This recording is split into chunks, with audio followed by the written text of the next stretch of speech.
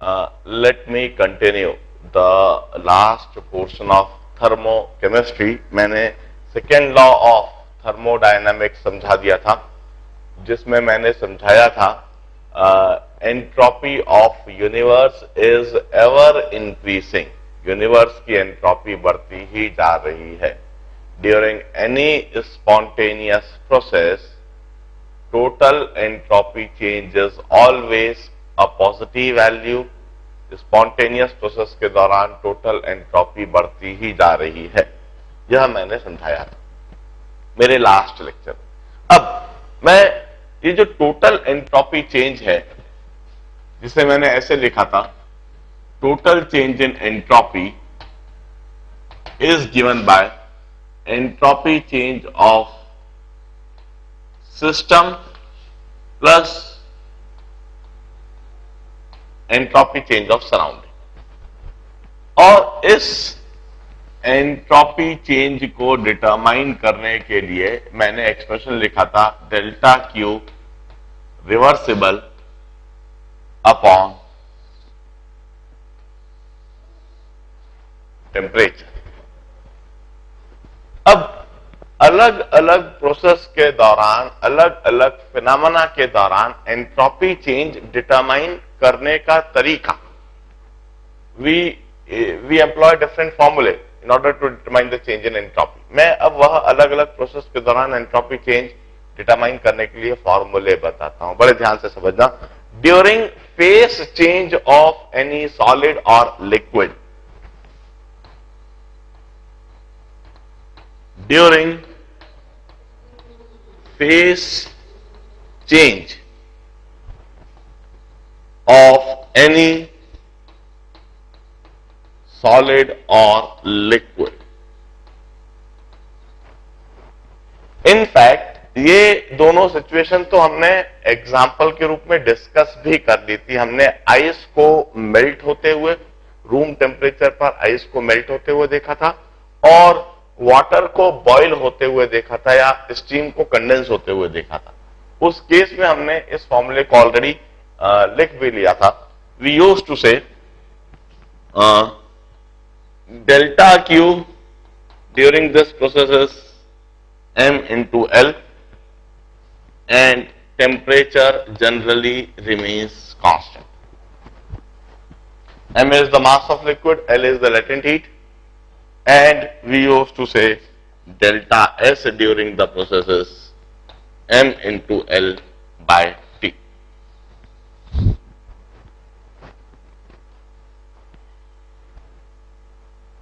यह हमने पहले ही लिख लिया है. अब एक और चीज जो हमने लिखी थी, ड्यूरिंग एनी एडियाबैटिक प्रोसेस, वह भी मैं एक और बार रिकॉल करा दूं, फिर आगे की बात बताता हूं. ड्यूरिंग एडियाबैटिक प्रोसेस,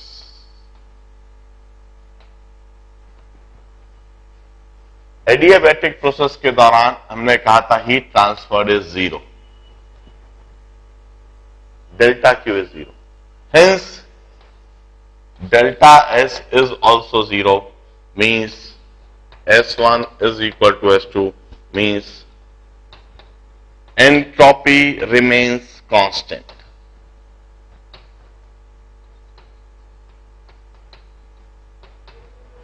और इसीलिए हमने इसको कहा था हेंस आइसोएंट्रोपिक प्रोसेस. इसीलिए हम इसे आइसोएंट्रोपिक प्रोसेस भी कहते हैं. यह दोनों ही कंसेप्ट में मेरे पिछले लेक्चर में बता चुका था. इसी को अब मैं अलग अलग तरह के प्रोसेस के लिए बताता हूं. For example, when any solid और liquid gets heated or it get cools, जब कोई सॉलिड या लिक्विड गर्म होता है या जब वह ठंडा होता है, तो उस दौरान, for example when red hot ion cools down eight room temperature, यदि हम एक रेड हॉट आयन ले लें, उसको रूम टेम्परेचर पर रख दें और वह रेड हॉट आयन ठंडा हो रहा है, तो उस ठंडे होते हुए रेड हॉट आयन के लिए एंट्रोपी चेंज हम कैसे लिखेंगे, इस बात को समझाऊंगा. यह चीज पहले लिख लीजिए। During phase change of any solid और liquid, delta Q equal to mass into latent heat, temperature remains constant, delta S is ml upon T।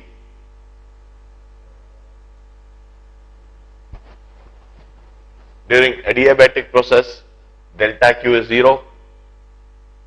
Adiabatic process वह होता है जिसमें कोई हीट एक्सचेंज नहीं होती, ना तो हीट एब्जॉर्ब होती है, ना हीट रिलीज होती है। तो डेल्टा क्यू यदि 0 हो गया, टेम्परेचर कुछ भी रहे, डेल्टा एस की वैल्यू 0 होगी। डेल्टा एस की वैल्यू 0 होना मतलब चेंज इन एंट्रोपी 0 होना, मींस एंट्रोपी कांस्टेंट है, इसलिए हम उसे आइसो एंट्रोपिक प्रोसेस कहते हैं।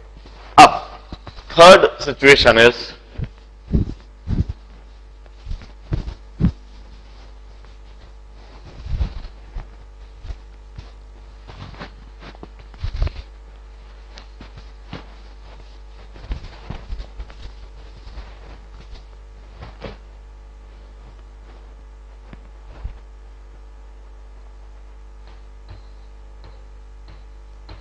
during heating or cooling process of any solid or liquid,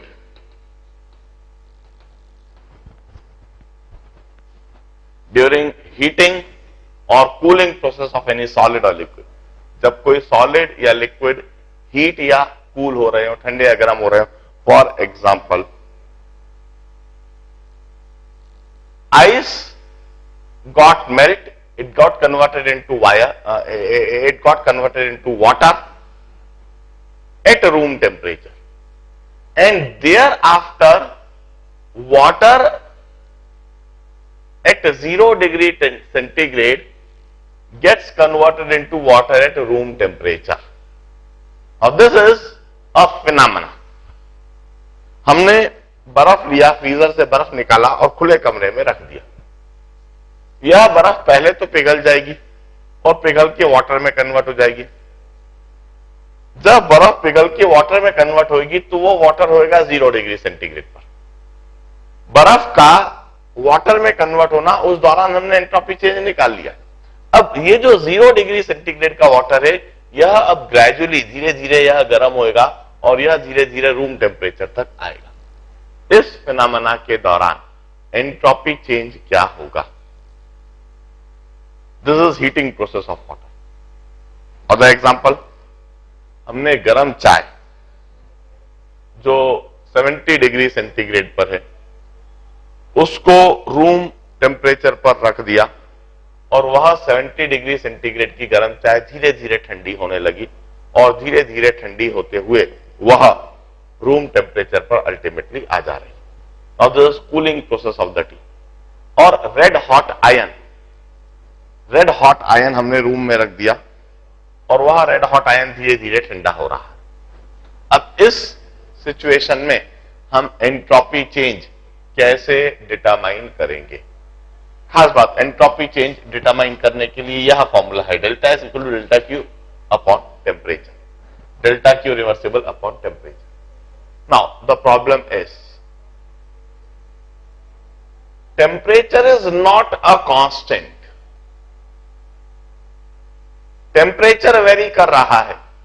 red hot iron का इनिशियल टेम्परेचर 1000 डिग्री सेंटीग्रेड हो सकता है और धीरे धीरे वह रूम टेम्परेचर पर आ रहा है, धीरे धीरे ठंडा हो रहा है, धीरे धीरे कम हो रहा है। समय के साथ टेम्परेचर चेंज हो रहा। अब हम कौन सा टेम्परेचर रखें? क्या इनिशियल टेम्परेचर रखें या फाइनल टेम्परेचर रखें, या कोई बीच में कोई अरिथमेटिक मीन या ज्योमेट्रिक मीन, कोई इस तरह का कोई एवरेज टेम्परेचर रखें? ना तो हम इनिशियल टेम्परेचर रख सकते हैं और ना ही हम फाइनल टेम्परेचर रख सकते हैं, ना ही हम अरिथमेटिक मीन या ज्योमेट्रिक मीन जैसा कोई टेम्परेचर रख सकते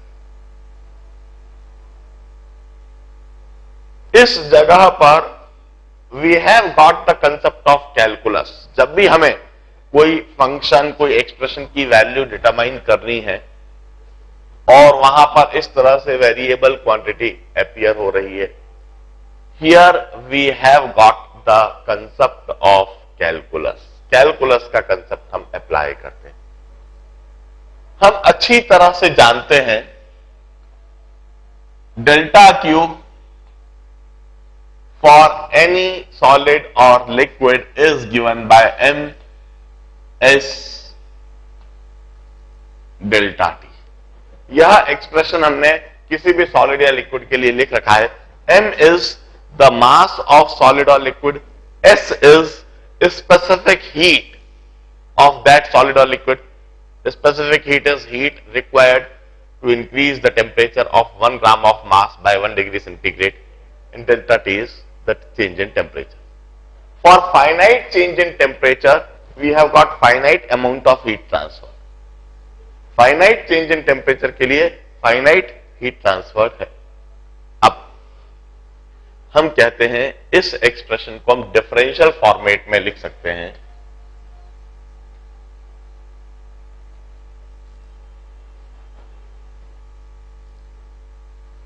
Differential heat transferred during differential change in temperature. Differential temperature change हुआ और उस डिफरेंशियल टेम्परेचर चेंज के दौरान डिफरेंशियल हीट ट्रांसफर हुई।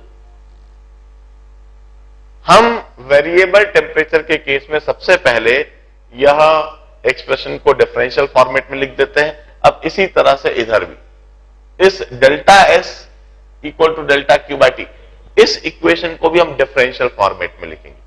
सबसे पहले इस इक्वेशन का मतलब समझें। This is different finite change in entropy when finite heat got transferred. Finite amount of heat transfer के दौरान finite change in entropy, this is this expression. मैं इसे इस तरह से लिख दूंगा, ds is equal to dq upon t. This is differential change in entropy during differential heat transfer. Differential, a very small change in entropy when very small amount of heat got transferred.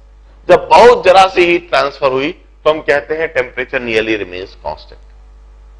अब हम कहते हैं इस ds को ऐसा कैसे, dq की जगह पर मैं लिख देता हूं ms dt अपॉन t। ध्यान रहे एक छोटी सी गड़बड़ी इधर हमारे द्वारा हो रही है।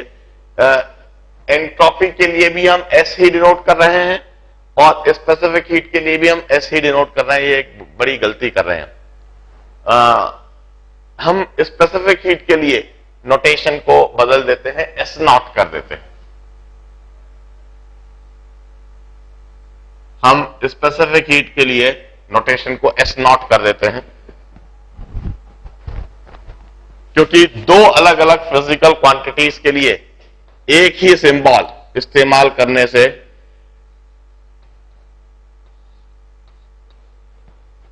कहीं गलती से हम उसे काट न दें। S is the entropy, delta S is change in entropy and S naught is the specific heat. अब हम this is the equation written in differential format. Differential change in entropy during differential change in temperature. M is a constant mass of solid or liquid. S naught is a constant specific heat of solid or liquid. dt is differential change in temperature and t is temperature at that instant जब dq amount of heat दी गई। अब total entropy change determine करने के लिए मैं इस equation को integrate कर देता हूं दोनों ही तरफ। Integral of ds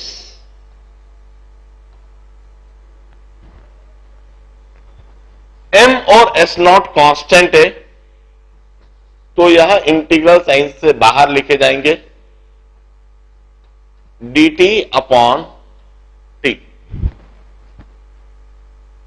t variable है जो वेरिएबल है उन्हें इंटीग्रल साइन के अंदर लिखा जाना चाहिए और जो कांस्टेंट है उसे इंटीग्रल साइन के बाहर लिख दिया जाए।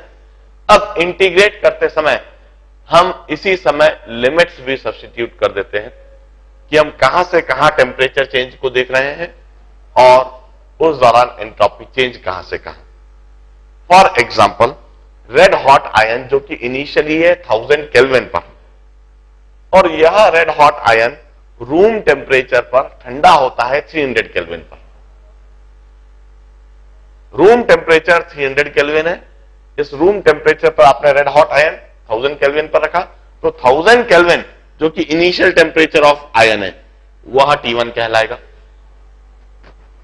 और यह red hot ion room temperature पर रखा हुआ धीरे धीरे ठंडा हो रहा है, 1000 केल्विन से ठंडा होकर यह 300 केल्विन पर जा रहा है, तो फाइनल टेम्परेचर 300 केल्विन T2 वह फाइनल लिमिट कहलाएगा।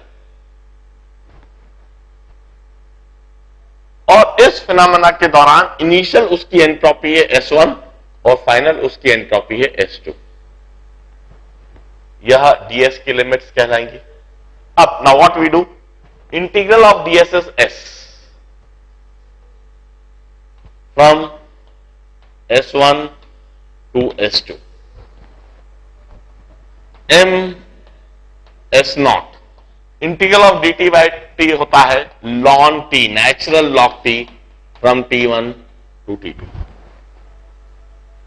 इस तरह से मैंने इंटीग्रेट कर दिया। Now after integrating I apply the limits. I first substitute the upper limit minus, then I substitute the lower limit. S में upper limit S2, lower limit S1, S2 minus S1, M S0 ln T2 upper limit minus ln T1 lower limit। और इस तरह से change in entropy के लिए मुझे expression दिखने लगा है। Delta S is M S0, S2 minus S1 is change in entropy delta S, M S0 ln of T2 minus ln of T1 is ln of T2 by T1, ln of T2 by T1।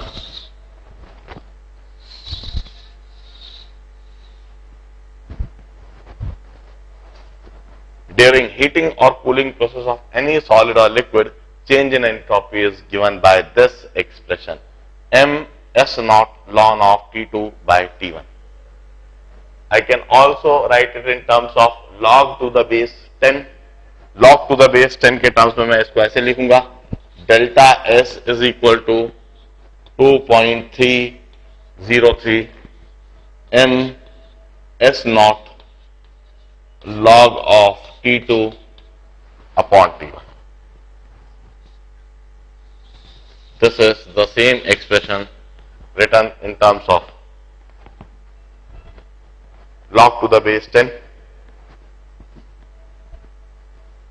Please note it down।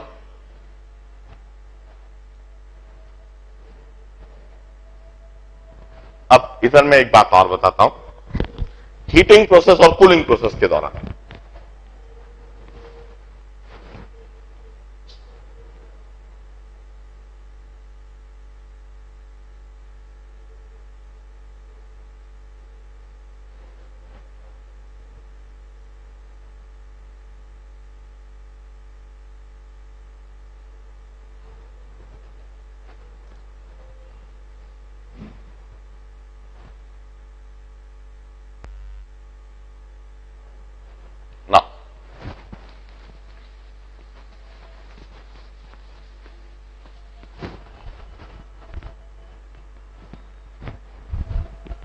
during heating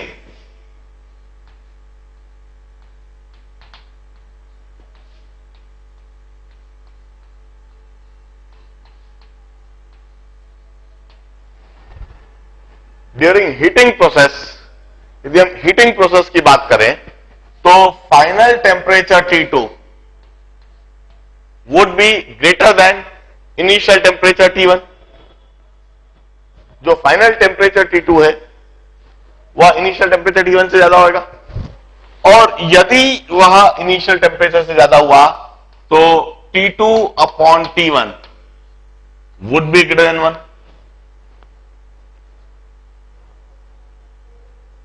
और यदि T2 upon T1 greater than 1 हुआ तो natural log of T2 by T1, log of quantity greater than 1, किसी भी quantity का हम log ले रहे हैं और यदि वह ग्रेटर देन 1 है, then log of that quantity would be greater than 0.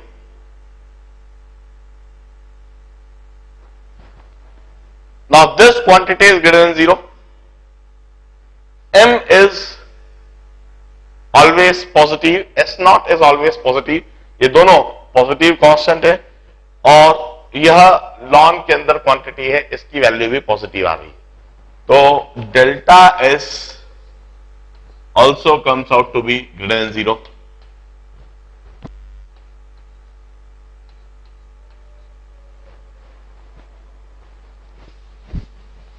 इसका मतलब final entropy is greater than initial entropy and it imply entropy increases.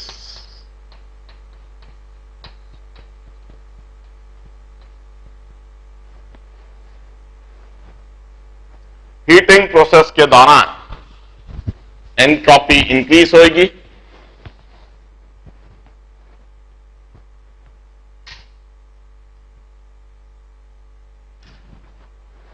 इसी तरह से ड्यूरिंग कूलिंग प्रोसेस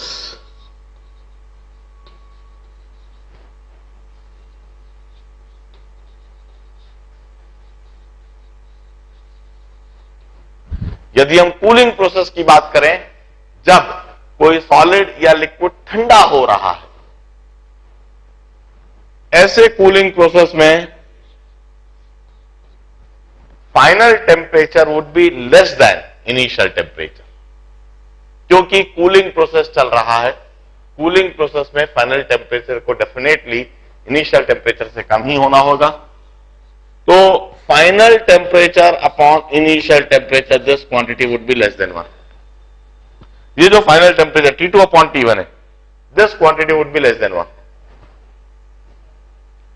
और यदि T2 upon T1 less than 1 हुआ तो ln of any quantity, natural log of any quantity which is less than 1 is always less than 0. ये हमेशा एक नेगेटिव वैल्यू होती है, ये नेगेटिव वैल्यू है. Like natural log of 0.1, natural log of 0.5 या नेचुरल लॉग ऑफ 0.9, इनका जब हम लॉग लेंगे 0.9, 0.8, 0.1, 0.2, 0.3, ये 1 से कम क्वांटिटी 0.01 या 0.001, all this quantity are less than 1. जो क्वांटिटी 1 से जितना कम होगी उसकी नेगेटिव वैल्यू उतनी ज्यादा होगी. This would be negative, hence delta S would be negative. Delta S negative होना means final entropy is less than initial entropy, और इसका मतलब होगा कि एंट्रोपी डिक्रीज हो रही है. Entropy decreases.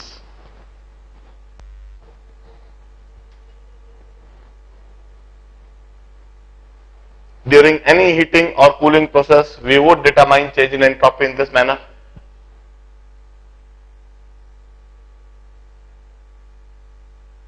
And heating cooling process के दौरान हम इस तरह से समझते हैं कि हीटिंग, जब कोई चीज गर्म हो रही है तो एंट्रोपी बढ़ती है, और जब कोई चीज ठंडी हो रही है तो एंट्रोपी कम होती है. अब खास बात, यह मैंने हीटिंग और cooling process of any solid और लिक्विड बताया है. How would this expression and the condition change if we study heating or cooling process of any gas? For any gas, if it gets heated or if it gets cooled, then what would be the change in this expression? मैं बताता हूं, बड़ा साधारण सा concept है, क्योंकि solid और liquid के लिए हम स्पेसिफिक हीट टर्म इस्तेमाल करते हैं और डेल्टा क्यू लिखते हैं ms delta T, while for gases we use the term molar specific heat, और मास की जगह हम लिखते हैं नंबर ऑफ मोल्स। अब इधर एक और बात हम बता दें, गैसेस के लिए हीटिंग और कूलिंग प्रोसेस दो कंडीशन पर करते हैं, या तो कांस्टेंट प्रेशर पर या कांस्टेंट वॉल्यूम पर। उन दोनों के लिए दो अलग अलग एक्सप्रेशन लिखे जाएंगे, मैं इसी समय लिखता हूं। पहले इसे साफ कर दूंगा मैं। हीटिंग प्रोसेस और कूलिंग प्रोसेस के लिए डेल्टा एस का जो साइन हमने कंक्लूड करा, ध्यान रहे एक्सप्रेशन हमेशा यही लगाना है, delta S is M S naught ln of T2 by T1 means ln of final temperature upon initial temperature. Cooling process होएगा तो अपने आप नेगेटिव आ जाएगा, हीटिंग प्रोसेस होएगा तो अपने आप पॉजिटिव आ जाएगा।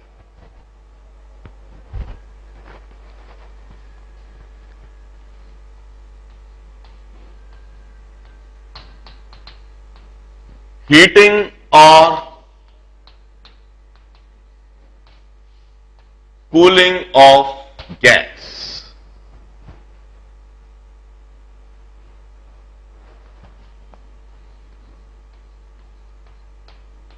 Case 1, at constant volume,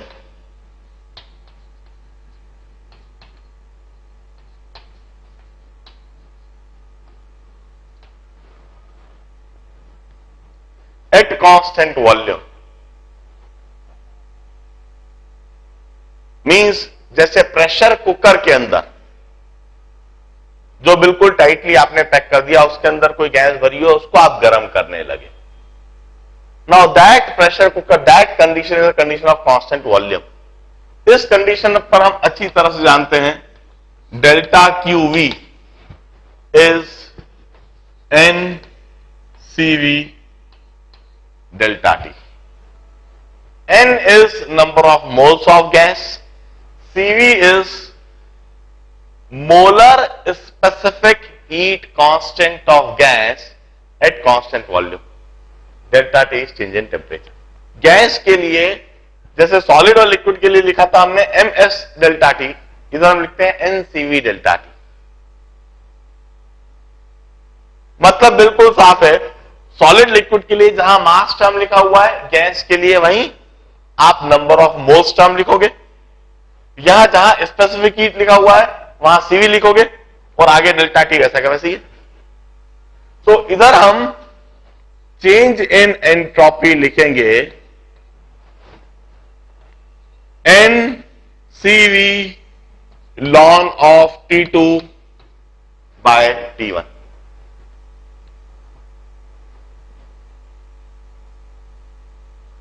NCV ln of T2 by T1। Case 2 भी इधर ही लिख देता हूं। Case 2 at constant pressure,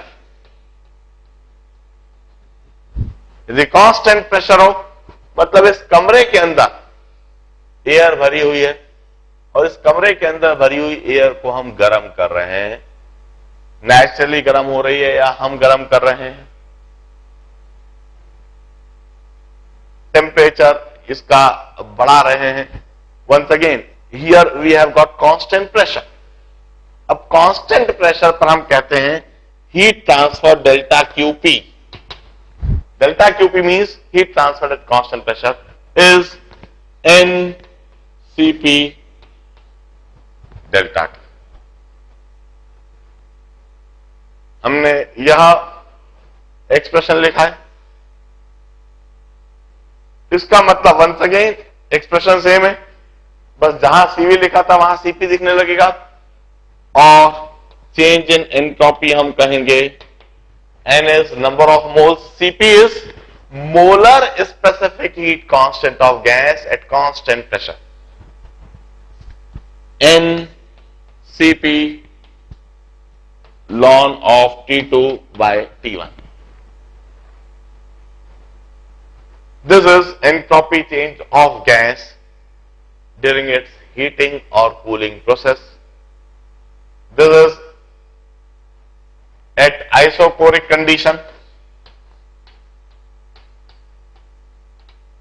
and this is at isobaric condition.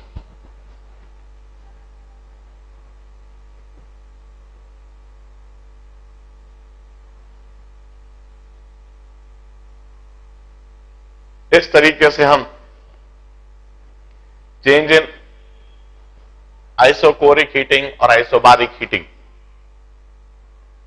Process के दौरान चेंज इन एंट्रोपी लिखेंगे. नाउ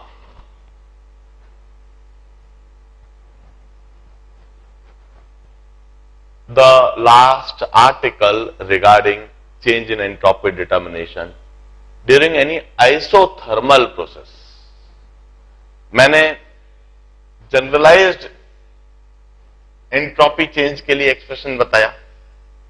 जनरलाइज्ड के बाद में मैंने सबसे पहले बताया फेज चेंज के दौरान. फेज चेंज भी आइसोथर्मल प्रोसेस होता है, उसमें टेम्परेचर कांस्टेंट होता है, मगर उसमें सॉलिड से लिक्विड बनता है या लिक्विड से सॉलिड या सॉलिड से गैस या गैस से सॉलिड. फेज चेंज के दौरान एंट्रोपी चेंज मैंने सबसे पहले डिटरमाइन करना सिखाई, उसके लिए एक्सप्रेशन लिखा दिया. सबसे आसान था वो. फिर उसके बाद एडियाबैटिक प्रोसेस के दौरान एंट्रोपी चेंज बताया, वो भी बिल्कुल आसान था क्योंकि एंट्रोपी चेंज वहां पर जीरो है. इसलिए जीरो है क्योंकि एडियाबैटिक प्रोसेस की डेफिनेशन ही यह है कि जहां डेल्टा क्यू जीरो, तो उसको डिटरमाइन करना भी आसान रहा. फिर मैंने एंट्रोपी चेंज हीटिंग और कूलिंग प्रोसेस के दौरान, जो अभी आज के दिन सबसे पहले खास चीज सिखाई, जिसमें एक डेरिवेशन आया है, जिसमें डिफरेंशियल फॉर्म में भी इक्वेशन को लिखना सीखा. हमने डिफरेंशियल फॉर्म में लिखी हुई इक्वेशन को इंटीग्रेट करना सीखा. इंटीग्रेट करके फाइनल लिमिट्स, इनिशियल और फाइनल लिमिट्स लगा के उस एक्सप्रेशन को डिटरमाइन करना सीखा. फिर इनिशियली हमने सॉलिड लिक्विड के लिए लिखा और फिर हमने उसी चीज को गैस के लिए लिख दी.